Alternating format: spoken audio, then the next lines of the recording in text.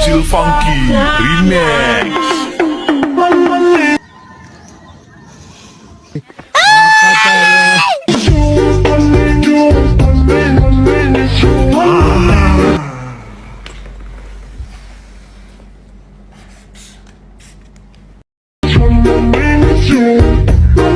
Ito ang tinatawag na snake dragon, kung saan ang isang paa niya ay isa lang ang nakatukod at nakagagat ang kanyang mga. Ito naman ang wind of eagle. Tigil yan? Yan, eagle, yan. Yan, tinuturo sa atin ni Kapitan D. Ito ng hammer punch.